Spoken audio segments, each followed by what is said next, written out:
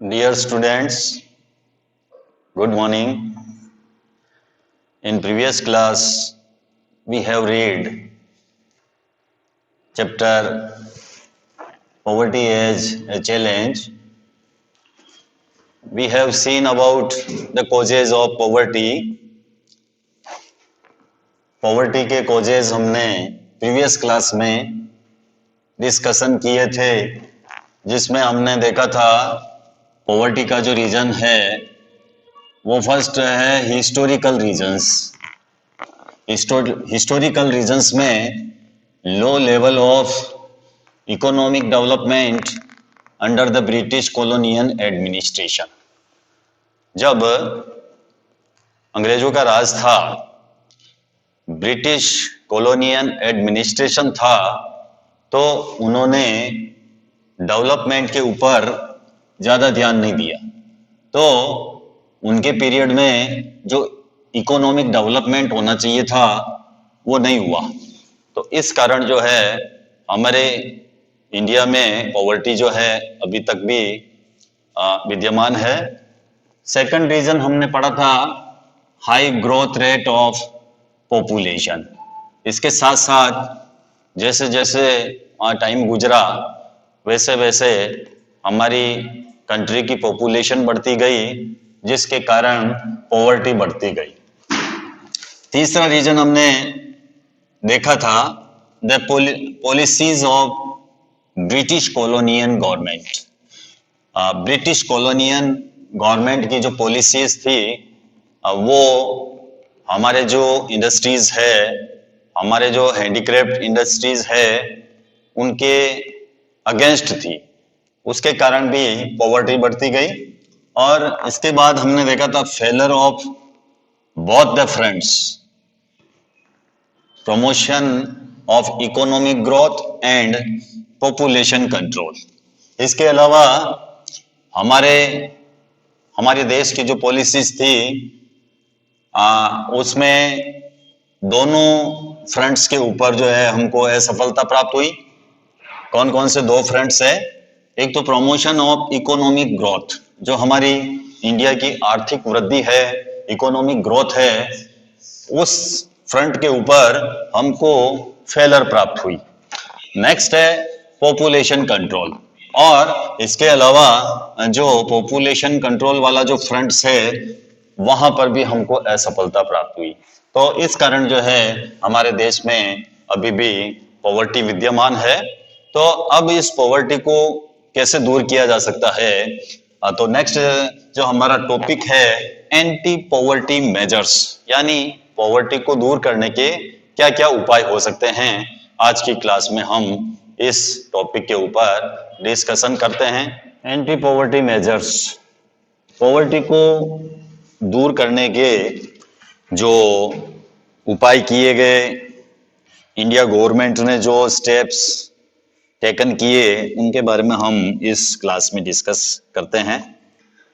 Removal of poverty has been one of the major objectives of Indian developmental strategy. तो ये एक major objective है, किसका है? इंडियन डेवलपमेंटल स्ट्रेटेजी का। निर्धनता निवारण भारत की विकास रणनीति का एक प्रमुख ऑब्जेक्टिव रहा है, रिमूवल करना पॉवर्टी को। ये एक मेजर ऑब्जेक्टिव रहा है, किसका? इंडियन डेवलपमेंटल स्ट्रेटेजी का। भारत की विकास रणनीति का एक मेजर ऑब्जेक्टिव ये रहा है कि पॉवर्टी को जल्दी से जल्दी रिमूव कर दिया जाए, पॉवर्टी को दूर कर दिया जाए। ये एक भारत की विकास की रणनीति का एक प्रमुख ऑब्जेक्टिव रहा है, एक प्रमुख उद्देश्य रहा है। The current anti-poverty strategy of the government is based broadly on two planks. तो हमारी जो करंट एंटी पॉवर्टी स्ट्रेटेजी है गवर्नमेंट की, वो ब्रॉडली टू प्लांक्स के ऊपर आधारित है। निर्धनता निरोधी रणनीति मोटे तौर पर दो कारकों के ऊपर जो है वो निर्भर है। एक तो है promotion of economic growth, economic growth का प्रमोशन किया जाए, आर्थिक वृद्धि बढ़ाई जाए, and targeted anti poverty programmes, और लक्षित निर्धनता निरोधी कार्यक्रमों के ऊपर जोर दिया जाए। ये हमारे एंटी पॉवर्टी स्ट्रेटेजी के जो ऑब्जेक्टिव है, गवर्नमेंट की जो स्ट्रेटेजी है, गवर्नमेंट की जो रणनीति है, कौन सी रणनीति? रिमूवल ऑफ पॉवर्टी, पॉवर्टी को दूर करने की जो रणनीति है गवर्नमेंट की, वो बेस है ब्रॉडली ऑन टू प्लांक्स। ये दो कारकों के ऊपर, दो फैक्टर्स के ऊपर जो है निर्भर है। एक तो है प्रमोशन ऑफ इकोनॉमिक ग्रोथ, आर्थिक वृद्धि को बढ़ाया जाए, and targeted anti poverty programmes, इनको भी बढ़ावा दिया जाए। जो लक्षित निर्धनता निवारण जो प्रोग्राम है, निर्धनता निवारण जो कार्यक्रम है, उनको बढ़ावा दिया जाए। ये हमारे टू प्लांक्स है, गवर्नमेंट के टू प्लांक्स है, broadly on two planks. Currently anti poverty strategy of the government की जो पॉलिसी है, उसके दो प्लांक है। कौन कौन से? Promotion of economic growth and targeted anti poverty programmes. Over a period of 30 years lasting up to the early 80s, 1980 के दशक के आरंभ तक समाप्त हुए 30 years की अवधि के दौरान प्रति व्यक्ति आय में जो है वृद्धि नहीं हुई है, and not much reduction in poverty, और पॉवर्टी में भी रिडक्शन नहीं हुआ है। जो 30 years गुजरे हैं, over a period of 30 years lasting up to the early 80s, 1980 के दशक के आरंभ तक जो 30 years समाप्त हुए हैं, there were little per capita income growth, जो पर कैपिटा इनकम है उसमें लिटिल ग्रोथ हुई है, and not much reduction in poverty, और पॉवर्टी में भी रिडक्शन नहीं हुआ है, गरीबी में कमी नहीं हुई है, गरीबी में जो है बहुत ज़्यादा डिक्लीन नहीं हुआ है। Official poverty estimates which were about 45% in the early 1950s remained the same even the early 80s। 1950 के दशक के आरंभ में जो आधिकारिक जो निर्धनता है, आधिकारिक निर्धनता का जो अनुमान लगाया गया, जो एस्टिमेट किया गया, उसमें 45% था। आधिकारिक निर्धनता का जो अनुमान लगाया गया 1950 के दशक के आरंभ तक, अर्ली 1950s तक जो ऑफिशियल पॉवर्टी एस्टिमेट्स लगाए गए, उनमें पॉवर्टी जो थी वो 45% थी। और सिंस द 80s, 1980 के दशक तक, since the 80s, India's economic growth has been one of the fastest in the world। और 1980 के दशक को भारत की आर्थिक वृद्धि दर विश्व में सबसे अधिक रही। हमारी जो इकोनॉमिक ग्रोथ रही है 80s तक, वो वर्ल्ड में सबसे ज़्यादा फास्टेस्ट रही है, सबसे तीव्र रही है। The growth rate jumped from the average of about 3.5% a year in the 1970s to about 6% during the 1980s and 1990s। वृद्धि दर जो रही है 1970 के दशक के करीब 3.5% थी। 1970 का जो डिकेड्स था उसमें 3.5% थी growth rate. Poverty, the growth rate jumped, growth rate जो थी वो 3.5% थी, और उसके बाद में औसत से बढ़कर 1980 और 1990 के दशक में ये 6% के करीब पहुंच गई। The growth rate jumped from the average of about 3.5%, जो एवरेज था 3.5% का 1970 में, वो 1980 और 1990 के दशक में ये करीब 6% तक पहुंच गया। The higher growth rates have helped significantly in the reduction of poverty. और विकास की उच्च दर ने क्या किया, निर्धनता को कम करने में एक महत्वपूर्ण भूमिका निभाई। The higher growth rates have helped significantly in the reduction of poverty. जो higher growth rates जो थी उसने हेल्प किया रिडक्शन ऑफ पॉवर्टी, पॉवर्टी को रिडक्शन करने में इसने जो है इम्पोर्टेंट रोल जो है किया। देयरफॉर इसलिए इट इज बिकमिंग क्लियर, ये स्पष्ट होता है that there is a strong link between economic growth and poverty reduction. तो दोनों में क्लोज लिंक है, ये स्पष्ट है यहाँ पर कि strong link between economic growth and poverty reduction, economic growth में और पॉवर्टी रिडक्शन में एक स्ट्रॉन्ग लिंक है, एक मजबूत जो है वो संबंध है दोनों में। जैसे जैसे इकोनॉमिक ग्रोथ बढ़ती है वैसे वैसे पॉवर्टी रिडक्शन होता जाता है। तो जैसे जैसे आर्थिक वृद्धि होगी वैसे वैसे गरीबी उन्मूलन होगा, गरीबी कम होगी। तो दोनों में स्ट्रॉन्ग लिंक है इसमें, economic growth and poverty reduction में। Economic growth widens opportunities and provides the resources needed to invest in human development। तो इकोनॉमिक ग्रोथ जो है वो क्या करती है, आर्थिक वृद्धि अवसरों को व्यापक बना देती है। जो आर्थिक वृद्धि होती है उससे जो अपॉर्चुनिटीज है, जो अवसर है वो विस्तृत होते जाते हैं। Economic growth widens opportunities and provides the resources. और इसके अलावा इकोनॉमिक ग्रोथ जो है वो क्या प्रोवाइड करवाती है, वो प्रोवाइड करवाती है द रिसोर्सेज, संसाधन उपलब्ध करवाती है needed to invest in human development, मानव विकास में निवेश के लिए आवश्यक संसाधन उपलब्ध करवाती है। कौन करवाती है, इकोनॉमिक ग्रोथ। तो इकोनॉमिक ग्रोथ और पॉवर्टी रिडक्शन का क्लोज लिंक है, स्ट्रॉन्ग लिंक है, क्योंकि इकोनॉमिक ग्रोथ जो होती है वो अपॉर्चुनिटीज देती है एंड ह्यूमन डेवलपमेंट के निवेश के लिए जो रिसोर्सेज चाहिए उनको प्रोवाइड करवाती है।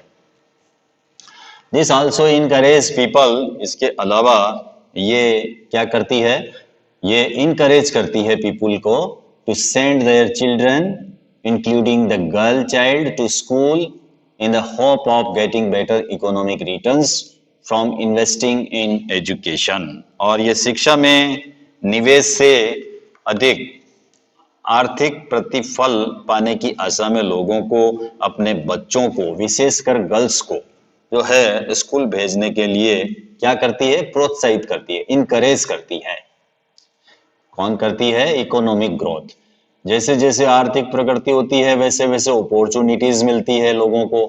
और इसके अलावा ह्यूमन डेवलपमेंट में रिसोर्सेज के इन्वेस्टमेंट के लिए जो है ये ये ह्यूमन डेवलपमेंट में इन्वेस्ट के लिए जो रिसोर्सेज चाहिए उनको प्रोवाइड करवाती है। जिससे क्या होता है, जिससे लोगों को प्रोत्साहन मिलता है, लोग इनकरेजेज होते हैं to send their children go to school.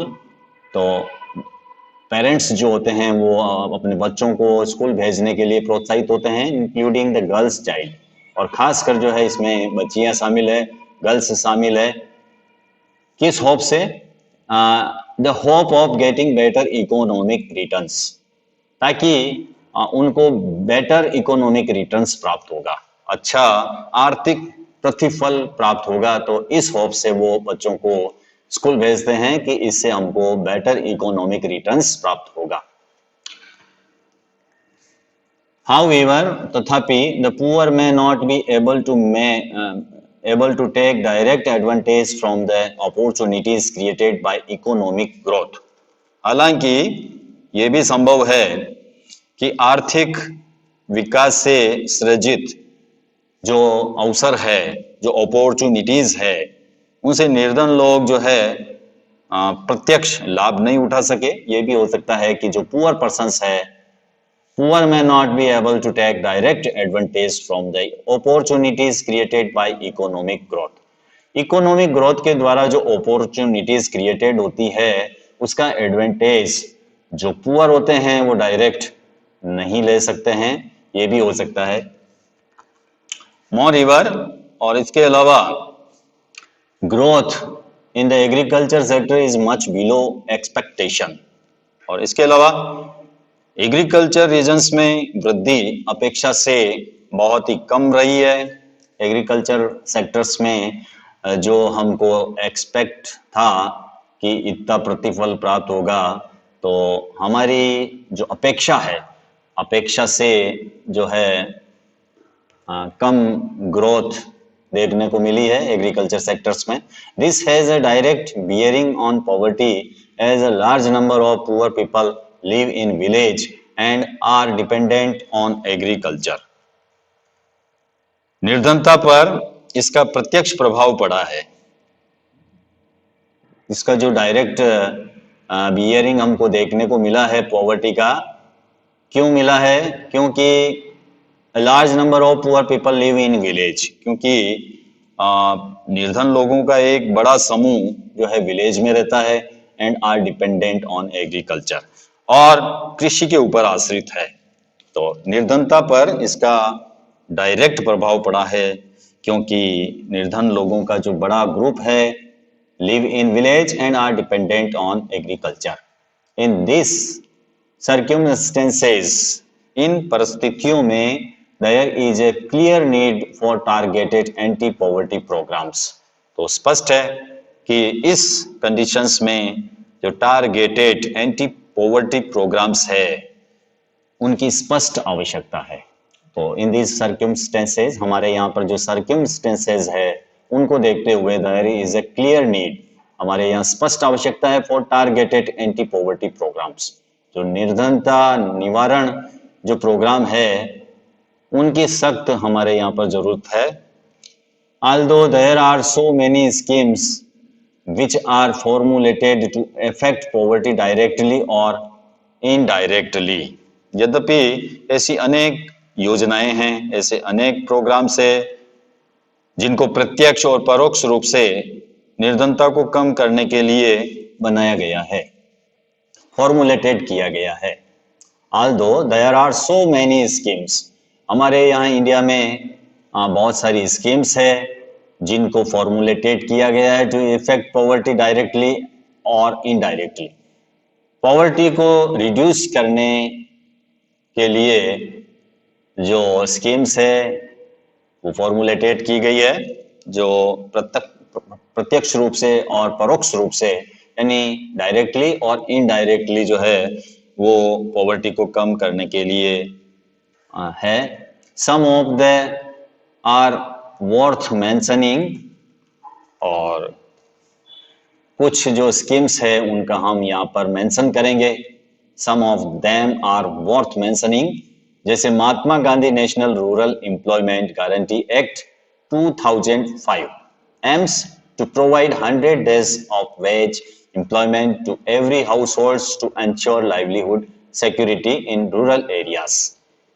तो जैसे कि आप जानते ही हो, महात्मा गांधी राष्ट्रीय ग्रामीण रोजगार अधिनियम 2005 ये एक्ट बनाया गया गवर्नमेंट के द्वारा। इसका उद्देश्य क्या है?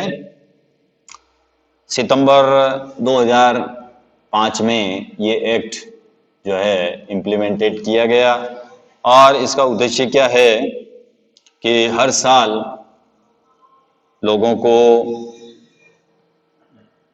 जो है 100 डेज ऑफ वेज एम्प्लॉयमेंट मिले, उनको 100 दिनों का रोजगार जो है प्रत्येक हाउस होल्ड्स को जो है लाइवलीहुड सिक्योरिटी के लिए उनको प्राप्त हो।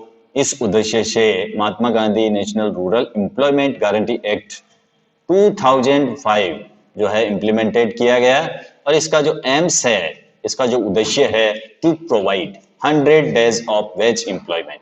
इसका एम क्या है? इसका एम जो है वो 100 दिनों का जो रोजगार है वो अवेलेबल करवाना to every households to ensure livelihood security in rural areas. Rural areas में जो परिवार रहते हैं,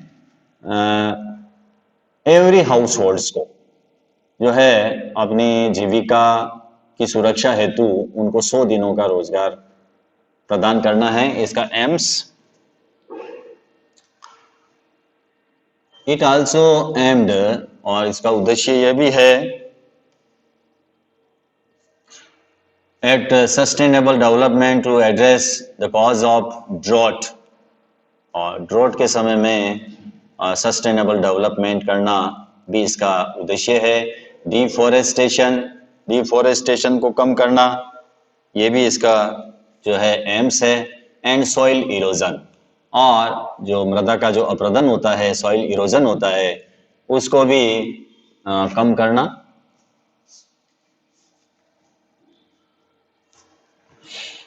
One third of the proposed jobs have been reserved for women, और इस एक्ट में जो 1/3 ऑफ द प्रोपोज्ड जॉब्स है वो महिलाओं के लिए रिजर्व किए गए हैं, यानी 1/3 जो रोजगार के अवसर है वो महिलाओं को प्रदान करना है.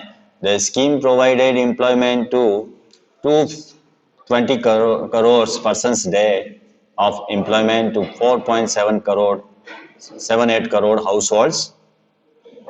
The share of SC, ST women persons days in the scheme are 23%, और इसके अलावा जो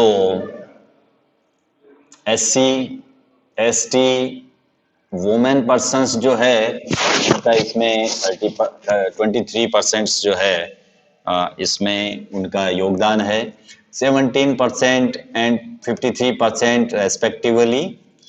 The average wage has increased from 65 in 2006-07 to 132 in 2013-14. तो इसका जो वेज है, एवरेज वेज है, उसमें भी इंक्रीज हुआ है, यानी जो 2006-07 में जो 65 जो था वेज वो बढ़कर 132 रुपये हो गया है.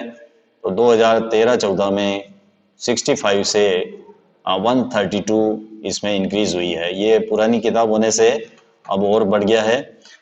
इन 2006-07 to 132 in 2013-14. Recently, in March 2018, the wage rate for unskilled manual workers has been revised. जो अनस्किल्ड जो मैनुअल वर्कर्स है उनकी भी मार्च 2018 में जो वेज है उसको रिवाइज किया गया. State wise the range of wage rate of different states and union territories lies in between rate 281 per day, यानी 281 जो पर डे जो उनको रुपीस मिलते हैं for the workers in Haryana में इसकी रेट जो है 281 रुपये है. And for the workers of Bihar and Jharkhand rate 168 per day. और इसके अलावा बिहार और झारखंड में जो इसमें जो वेज दी जाती है वो 168 रुपये पर डे के हिसाब से दी जाती है.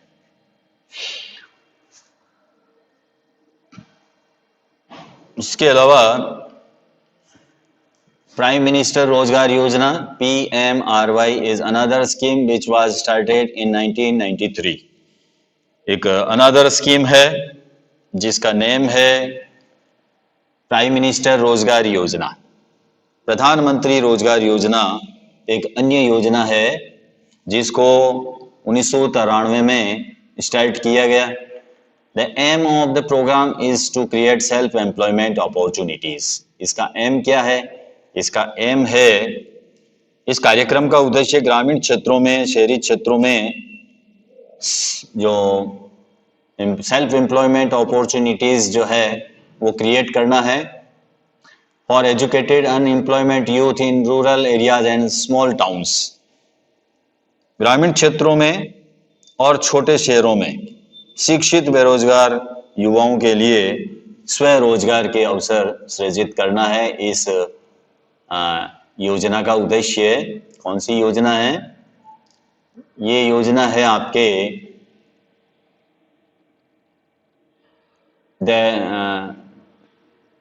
प्राइम मिनिस्टर रोजगार योजना PMRY, जो 1993 में शुरू की गई थी।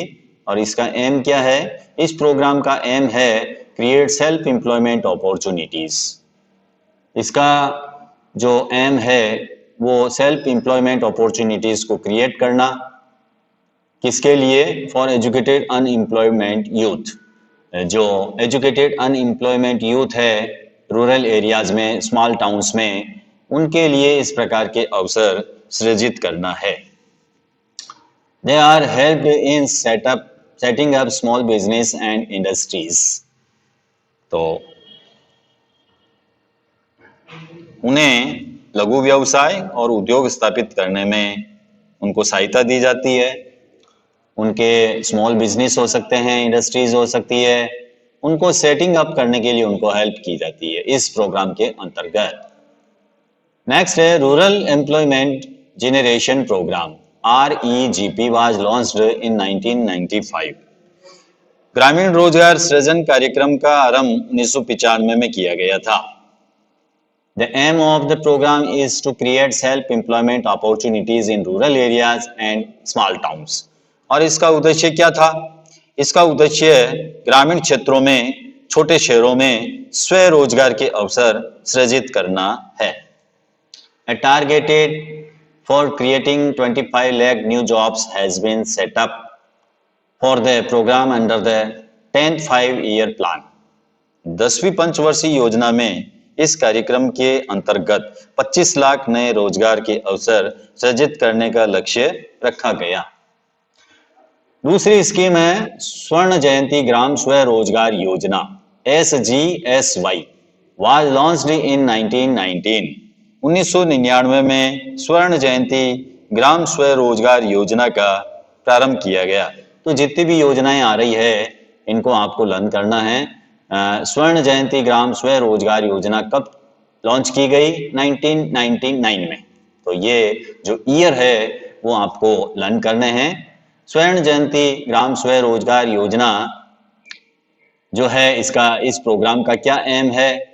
Aim at bringing the assisted poor families above the poverty line by organizing them into self-help groups through a mix of bank credit and government subsidy.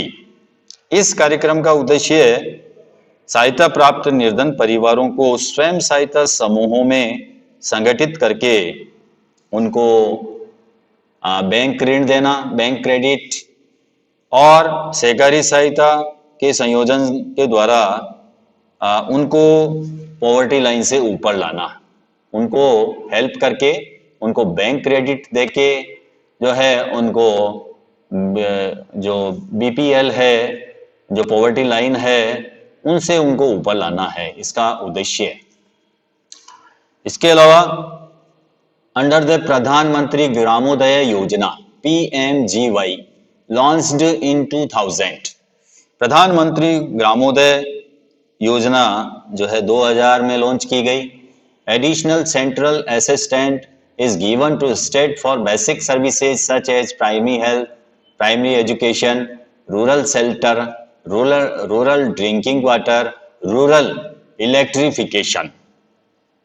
इस प्रोग्राम का उद्देश्य प्राथमिक शिक्षा, प्राथमिक स्वास्थ्य, ग्रामीण आश्रय, ग्रामीण पेयजल, ग्रामीण विद्युतीकरण, इस प्रकार की जो मूल सुविधाएं हैं उनको जो है अवेलेबल करवाना है। Another important scheme is Antyodaya अन्न योजना, AAY। जो दूसरी योजना है अन्य योजना वो है AAY, अंत्योदय अन्न योजना, about which you will be reading more in the next chapter. इस योजना के बारे में आप नेक्स्ट पढ़ेंगे चैप्टर में, लेकिन वो चैप्टर जो है अब हटा दिया गया है। The result of this programme have been mixed. तो इन कार्यक्रमों के मिले जुले परिणाम हुए हैं। One of the major reasons for less effectiveness is the lack of proper implementation and right targeting. इसका कारण क्या है? एक तो उनके कम प्रभावी होने का मुख्य कारण है। एक तो ये प्रभावी तरीके से जो है वो इम्प्लीमेंटेशन नहीं किया गया, उचित कार्यान्वयन और सही लक्ष्य निश्चित करने की कमी रही है।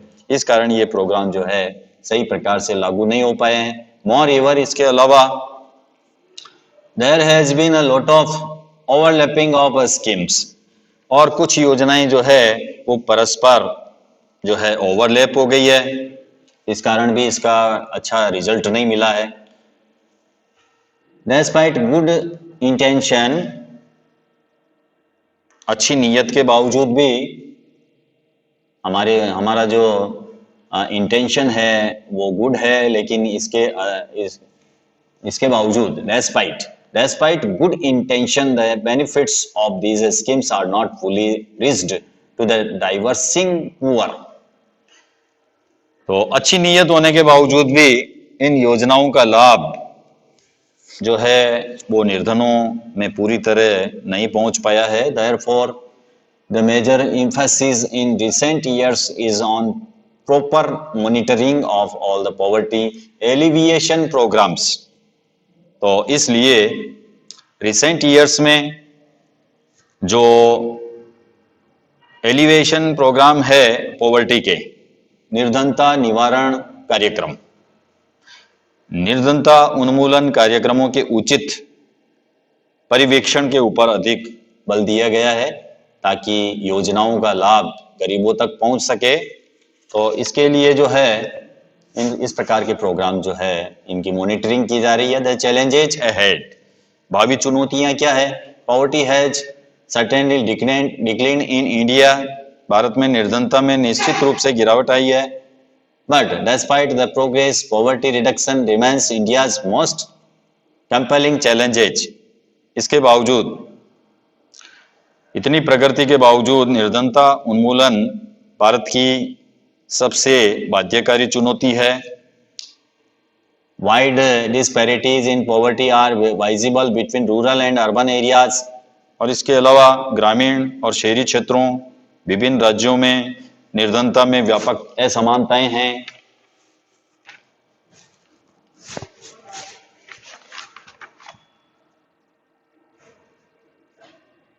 Certain social and economic groups are more vulnerable to poverty. इसके अलावा जो वल्नरेबल ग्रुप है उसके कारण भी जो है पॉवर्टी जो है विद्यमान है। Poverty reduction is expected to make better progress in the next 10 to 15 years. आशा की जा रही है निर्धनता उन्मूलन में अगले 10 से 15 वर्षों में अधिक प्रगति होगी। This would be possible mainly due to higher economic growth.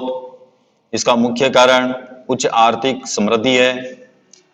Increasing stress on universal free elementary education, इसके अलावा सार्वजनिक निःशुल्क प्राथमिक शिक्षा के ऊपर जोर देना है। और डिक्लाइनिंग पॉपुलेशन ग्रोथ, और जनसंख्या विकास में गिरावट। Increasing empowerment of the women, महिलाओं, और इनके अलावा the economically weaker sections of society, समाज के जो आर्थिक रूप से कमजोर वर्ग है उनके बढ़ते हुए सहज शक्ति के कारण जो है ये संभव हो जाएगा। The official definition of poverty, आधिकारिक परिभाषा क्या है निर्धनता की? The official definition of poverty however captures only a limited part of what poverty really means to people. लोगों के लिए निर्धनता की आधिकारिक परिभाषा उनके केवल एक सीमित भाग पर लागू होती है। It is about a minimum subsistence level of living rather than a reasonable level of living। यह न्यूनतम जीवन निर्वाह के उचित स्तर की अपेक्षा जीवन निर्वाह के न्यूनतम स्तर के विषय में है। Many scholars advocate that we must broaden the concepts into human poverty। अनेक बुद्धिजीवियों ने इसका समर्थन किया है कि निर्धनता की अवधारणा का विस्तार मानव निर्धनता तक कर देना चाहिए। A large number of people may have been able to feed themselves। हो सकता है कि बड़ी संख्या में लोग अपना भोजन जुटाने में समर्थ हो। But do they have education, लेकिन क्या उनके पास में शिक्षा है? और शेल्टर, क्या उनके पास में घर है? और सेल्फ कॉन्फिडेंस, क्या सेल्फ कॉन्फिडेंस है, आत्मविश्वास है। Are they free from caste and gender discrimination, क्या वो कास्ट और जेंडर डिस्क्रिमिनेशन से फ्री है। इसके अलावा is the practice of child labour still common, क्या बाल श्रम की प्रथा अब भी प्रचलित है। World wide experience show that with development the definition of what constitutes poverty also change. तो विश्वव्यापी अनुभव यह बताते हैं कि विकास के साथ निर्धनता की जो डेफिनेशन है वो भी चेंज हुई है। Eradication of poverty is always a moving target, और निर्धनता उन्मूलन हमेशा एक गतिशील टारगेट है, मूविंग टारगेट है। Helpfully we will be able to provide the minimum necessary in terms of only income to all people by the end of the next decades. आशा ये की जा रही है कि हम अगले दशक के अंत तक सभी लोगों को केवल आय के संदर्भ में न्यूनतम आवश्यक आय उपलब्ध करा सकेंगे,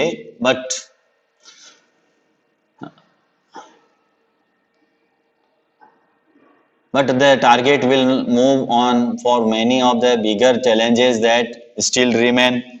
लेकिन कई बड़ी चुनौतियों के लिए टारगेट अभी भी जारी रहेगा। प्रोवाइडिंग हेल्थ केयर, सभी को स्वास्थ्य सेवा उपलब्ध करवाना, एजुकेशन उपलब्ध करवाना, जॉब सिक्योरिटी फॉर ऑल, सभी को जॉब सिक्योरिटी अवेलेबल करवाना, एंड अचीविंग जेंडर इक्विलिटी, और इसके अलावा gender equality and dignity for the poor.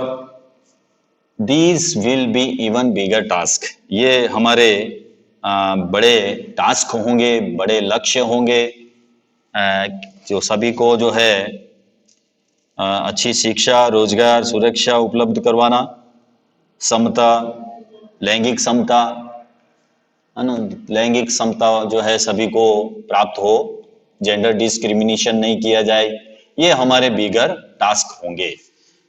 तब जाके हम पॉवर्टी से मुक्त हो पाएंगे, हम पॉवर्टी का इरेडिकेशन कर पाएंगे।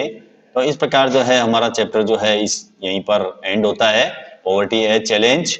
मिलते हैं एक न्यू चैप्टर के साथ में, न्यू टॉपिक के साथ में अगली क्लास में। Thank you, have a nice day.